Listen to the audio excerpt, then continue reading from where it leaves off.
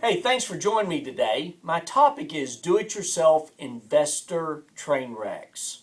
I've been doing this a long time and I can tell you a lot of stories. But one that stands out in my memory is about a gentleman who came to me, had worked for many years at the same company, and his retirement plan, he'd saved up $3 million. In the course of the conversation, he looks at me and goes, "You know, Greg, I just really don't want to pay the fees and I think I can do this myself." Well, he went away and time passed, and 2.5 years later he was back in my office sitting there talking to me, telling me how his account value was down to $500,000 and he hadn't shared it with his wife, hadn't told her about any of the decline. Now here's my point to you.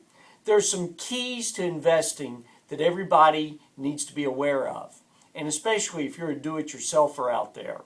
So case in point is that number one, you need to know what rate of return you need. In this case, he took a lot of risk, a lot of speculation, when in reality, he may have had to get a lower return and been more conservative, and he wouldn't have lost as much in the volatility of the market.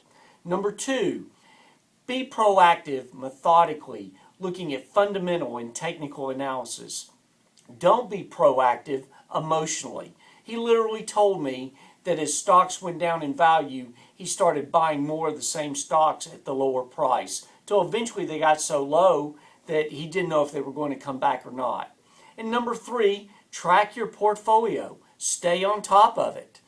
Case in point, he said I would get so depressed about my portfolio value that I would go for days and not look back at it just because I was mad or frustrated.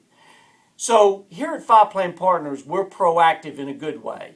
We are tracking what the portfolio is doing. And thirdly, we know what rate of return our clients need or better to get them down the road to their goals.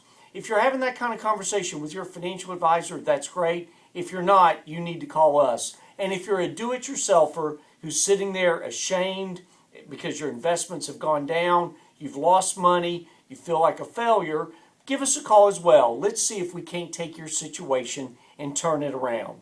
Hey, thanks for all the emails you're sending. I appreciate all the feedback and the few phone calls I've gotten also. And I look forward to talking to you in the next vlog. Thanks.